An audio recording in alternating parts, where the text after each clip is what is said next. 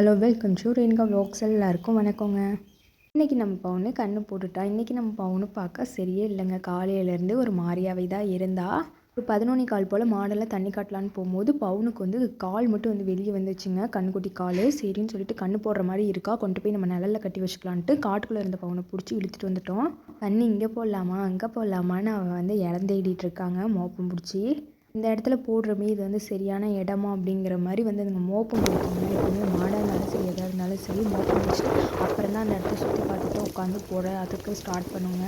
தண்ணி காட்டுற டைம் வேறையா ஆயிடுச்சா, சரின்னு சொல்லிட்டு தண்ணி நம்ம குடிக்க வச்சிடலான்ட்டு ஒரு அரை தொட்டிக்கு வந்து குடிக்க வச்சோங்க. குடிச்சிட்டா எல்லாத்தையும் திருப்பி கொண்டு போய் நிழல்லே கட்டினோங்க. கால் உள்ளே போயிடுச்சு திரும்பி 2 காலும். இந்த நேரம்னு பார்த்து அம்மா வேறு வந்து வெளியே போயிருந்தாங்க ஒரு வேலை விஷயமா. சரின்னு சொல்லிட்டு நாங்களும் அப்பா கடையிலேருந்து வர டைம் சரி அப்பாவுக்காவது ஃபோன் பண்ணி கூப்பிடலாம் அப்படின்னு சொல்லிட்டு கூப்பிட்டோம். கொஞ்ச நேரத்தில் அப்புறம் அப்பாவும் வந்துட்டாங்கங்க ஒரு 10 நிமிஷத்துலேயே. அப்புறம் அம்மாவுமே வந்துட்டாங்க ஒரு அரை மணி நேரத்தில். அம்மா வந்துட்டு எவ்வளோ நேரமாக இப்படியே இருக்குது அப்படின்னு சொல்லி கேட்டாங்கங்க. ஒரு 1/4 மணி நேரமாக இப்படியே தாம்மா இருக்குது அப்படின்னு சொன்னேன். சரின்ட்டு தட்டையை போடலான்னு தட்டையை போட்டாங்க. தட்டையை சாப்பிட்டா கொஞ்சம் டக்குன்னு போட்டுரும் அப்படின்னு சொல்லிட்டு நல்லபடியாக போட்டுடணும் அப்படின்ட்டு நாங்கள் வேண்டிக்கிட்டே இருந்தோங்க. உட்காந்து தான் போடும் எப்போயுமே வந்து மாடு. அந்த மாதிரி உட்காந்துச்சு, உட்காந்து தான் முக்குனுச்சு. இல்லாமல் அவதிப்படாமல் போட்டுடி பவுனு அப்படின்னு நாங்கள் நினச்சிட்டு இருந்தோம். அதே மாதிரியே வலி இல்லாமல் அவதிப்படாமலே போட்டுருச்சுங்க. நைட் நேரத்தில் போட்டுருமோ, நம்மளால் வீடியோ எடுக்க முடியாமல் போயிடுமோ அப்படிலாம் வந்து நான் நினச்சிட்டு இருந்தேன். கரெக்டாக வந்து ஒரு மதிய நேரத்தில் நம்மளுக்கு தெரிகிற மாதிரியே வந்து போட்டுருச்சு.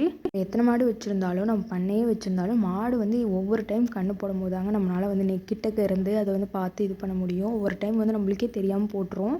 ஒவ்வொரு மாடு வந்து ரொம்ப கஷ்டப்பட்டுட்ருக்கோம். அப்போ தான் நம்மளுக்கு மதிய நேரம் அந்த மாதிரி தீனி போட போகிற நேரம் அந்த மாதிரிலாம் தெரியும். இல்லைன்னா வந்து காட்டுக்குள்ளேயே கட்டி வச்சுருந்தோம்னா அந்த டைமில் போடுறது அந்த மாதிரி கூட போட்டாலும் போட்டுருங்க. இப்போ ஒரு மாடு கண்ணு போட போகுது அப்படின்னு தெரிஞ்சிருச்சுன்னா ஒரு வாரத்தில் இருந்தே வந்து அதை கொஞ்சம் கவனமாக பார்த்துக்கிட்டே தான் இருக்கணும். நம்ம வீட்டுக்கிட்டே கட்டி வச்சு தீனி போடுறது அந்த மாதிரி. ஏன்னா வந்து தனியாக ரொம்ப கஷ்டப்பட்டு கண்ணு போட்டு அதுக்கப்புறம் வந்து அதுவே வந்து மாசியை போட்டு சாப்பிட்டுச்சுன்னா அதுக்கப்புறம் வந்து பால் கம்மியாயிருங்க, பால் இருக்காது. வரும்போது இவ கெடா கண்ணோட வந்தாங்க. இப்போ போட்டது வந்து கெடேரி தான் போட்டிருக்கா. எங்கள் வீட்டுக்கு வந்து போடுற மாடு ஃபுல்லாக மேக்ஸிமம் வந்து கெடேரி தாங்க போட்டிருக்கு. ஃபஸ்ட்டு ஒரு மாடு கண்ணு போடுதுன்னா அதனோட 2 கால் ஃபஸ்ட்டு வந்து வெளியே வந்துச்சுன்னா பிரச்சனை இல்லைங்க. அப்படி இல்லாமல் வந்து தலை வந்து ஃபஸ்ட்டு வெளியே வந்தால் தான் நம்மளுக்கு கொஞ்சம் கஷ்டம். அதனால் போட முடியலனா கூட நம்ம பிடிச்சி இழுக்கிறதுக்கு வந்து கழுத்தெல்லாம் நம்மளால் பிடிச்சி இழுக்க முடியாதுங்க. கால் 2த்தையும் நம்ம வந்து பிடிச்சி இழுத்துடலாம். அப்படி வந்து போடுற மாடுக்கு ஃபஸ்ட்டு வந்து நம்ம டாக்டர் தாங்க கூப்பிட்டு எதாக இருந்தாலும் நம்ம செய்யணும்.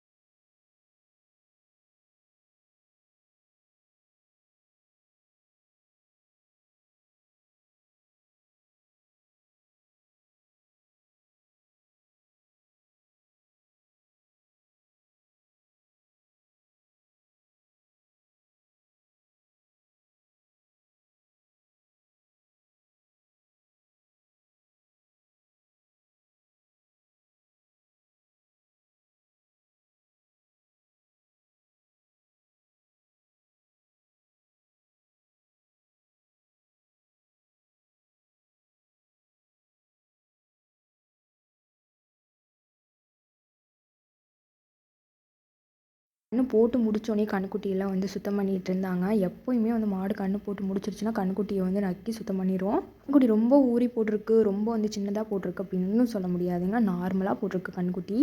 ஆனால் அதே ஆட்டையே வந்து செவலை கன்றுக்குட்டி தான் போட்டிருக்கு. பெருசானா இது மாதிரி தான் ஆகும்.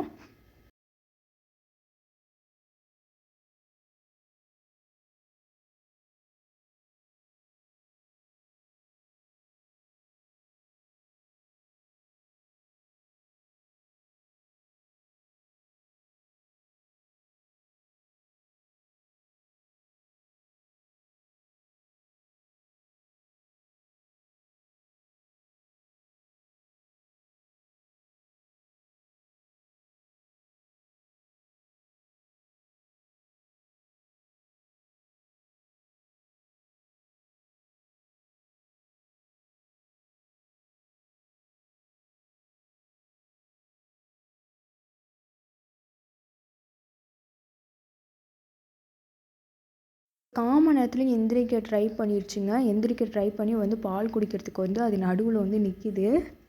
காம்பு ரொம்ப பெருசா இருக்கனால அது வந்து குட்டி எங்க அது வாய்க்குள்ள வந்து போக மாட்டேங்குதுங்க. அதுக்கு தெரியல எங்க இருக்கு அப்படிங்கிறத சொல்லி. அப்புறம் எங்க அம்மா தான் போயிட்டு வந்து ஊட்டி விட்டுட்டு இருந்தாங்க. ரொம்ப நேரமா ட்ரை பண்ணி பார்த்துட்டு அங்கேயும் இங்கேயும் வந்து சுத்திக்கிட்டு இருந்துச்சுங்க. அதுக்கப்புறம் சரின்னு சொல்லிட்டு இது பால் குடிக்கல, வயிறு ஒடுங்கி போய் கிடக்குது. 1 மணி நேரத்துக்கு மேல ஆயிருச்சு அப்படின்னு சொல்லி அப்புறம் எங்க அம்மா வந்து ஊட்டி விட்டாங்க.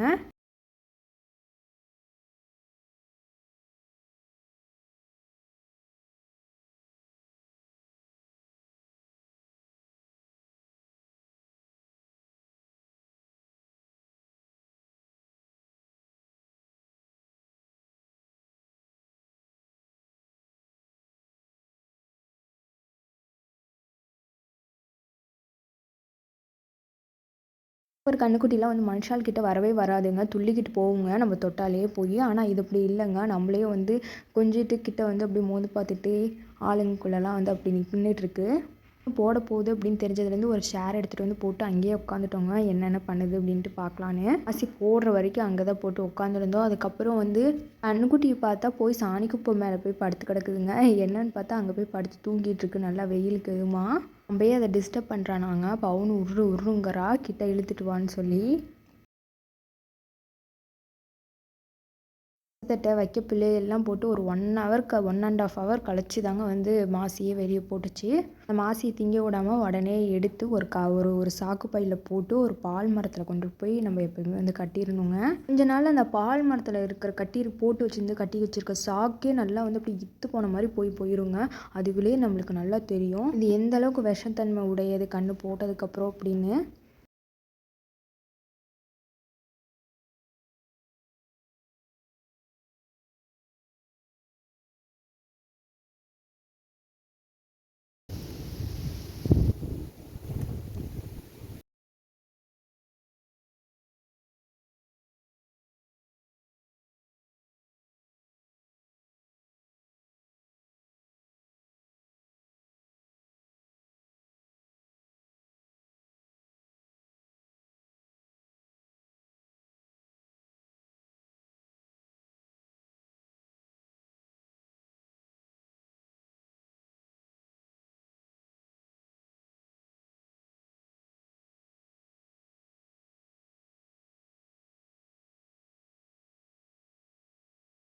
போல் அம்மா பால் குடிக்க விட்டு ஒரு 3 லிட்டருக்கு பக்கமாக சீம்பால் கறந்தாங்க. சரின்னு சொல்லிட்டு பக்கத்துல பால் கொடுத்துட்டு கன்னுக்குட்டி பக்கத்தில் நிற்கலைன்னா பாலுக்கு நிற்கவே மாட்டேங்குதுங்க கறக்கிறதுக்கு. அப்புறம் சரின்ட்டு பிடிச்சி கன்னுக்குட்டி அங்கிட்டு போய் உட்காந்துக்குச்சு. கன்னுக்குட்டி வேணுங்கன்னே நம்ம பிடிச்சி இழுத்துட்டு வந்து கண்ணுக்கு முன்னாடி நிற்க வச்சு மூக்கணங்கயிறை பிடிச்சி அப்புறம் தாங்க நாங்கள் வந்து பால் கறந்தோம். கண்ணு போட்டிருக்கல ஒரு வாரத்துக்கு வந்து அந்த மாதிரி தாங்க அந்த வேலை பண்ணோம். ஃபஸ்ட்டு தண்ணி கவுத்து விட்டாலும் தண்ணி குடிக்க போகாது. போய் ஃபஸ்ட்டு கன்னுக்குட்டியை பார்த்துட்டு வந்து அதுக்கப்புறம் தாங்க தண்ணி குடிக்கும். இந்த மாதிரி சீன்லாம் அது கொஞ்சம் நிறையா போடும் ஒரு 10 நாளைக்கு. 3 காம் கறந்தாச்சுங்க. 4வது காம்பில் கை வச்சாலே காலை தூக்குது. அப்படியே கன்னுக்குட்டி குடிக்க விட்டாலும் கன்னுக்குட்டி குடித்தாலும் காலை தூக்குது. சரின்னு சொல்லிட்டு நாளைக்கு பார்த்துக்கலாம் அப்படின்ட்டு ஒரு 3 காம்பில் கறந்துட்டு விட்டுட்டாங்க. கொஞ்ச நேரம் கன்னுக்குட்டி அவுத்து விட்டு பால் எடுத்து கொண்டுட்டு போய் நம்ம வந்து சீம்பால் தாங்க எப்பயுமே நம்ம வீட்டுக்கு வந்து செஞ்சுக்குவோம். செஞ்சவங்க ஒருத்தவங்க கேட்டிருந்தாங்க. அவங்களுக்கு ஊற்றி வச்சுட்டு எங்களுக்கு கொஞ்சம் எடுத்து ஒரு லிட்டர் அளவாக அதில் வந்து நிறைய ஜீனி போடணுங்க. இதுக்கு எப்பயுமே வந்து அளவாக கணக்காக ஜீனி போட்டுட்டு டேஸ்ட் பண்ணி பார்த்துட்டு அதுக்கப்புறம் ஏலக்காய் 4 தட்டி போட்டு இட்லி பாத்திரத்தில் வந்து தண்ணி ஊற்றி வேக வச்சு எடுத்தோன்னா அப்படியே பார்க்குறதுக்கு கெட்டியாக இருக்குங்க. ஒரு கேக் மாதிரி இருக்கும். எடுத்து சாப்பிட்றதுக்கு சூப்பராக இருக்கும். ஆனால் நம்ம நிறைய ஜீனி போட்டால் தான் வந்து நல்லாயிருக்கும். கம்மியாக ஜீனி போட்டோம்னா அது டேஸ்ட்டே இருக்காது. முதல் நாள் சாப்பிட்றத விட மறுநாள் வந்து சாப்பிட்டு பார்க்கணுங்க. சூப்பராக இருக்கும். ஃப்ரிட்ஜில் வச்சு மறுநாள் டேஸ்ட் பண்ணி சாப்பிடுங்க. ஒரு இருட்டாயிருச்சுங்க. கொஞ்ச நேரம் அங்கேயும் இங்கேயும் சுற்றிக்கிட்டு இருந்துச்சு. கன்னுக்குட்டி விளையாட விட்டுருந்தோம். அதுக்கப்புறம் வந்து எங்கள் அம்மா கயிறு போட்டு கட்டி போட்டுடலாம். நைட் நேரத்தில் எங்கிட்டாவது போயிடுச்சுன்னா கூட நம்மளுக்கு தெரியாது அப்படின்னு சொல்லிட்டு புது கயிறு வாங்கிட்டு வந்து போட்டு கட்டிட்டோங்க கன்னுக்குட்டியை. அதே போல் நிறைய மேலும் புதிய வீடியோவில் வந்து நான் உங்களை சந்திக்கிறேன். நம்ம போடுற வீடியோ பிடிச்சிருந்தா லைக் பண்ணி சப்ஸ்கிரைப் பண்ணி வச்சுக்கோங்க. அப்போ தான் நம்ம போடுற வீடியோ நோட்டிஃபிகேஷனில் வரும். Tata bye bye.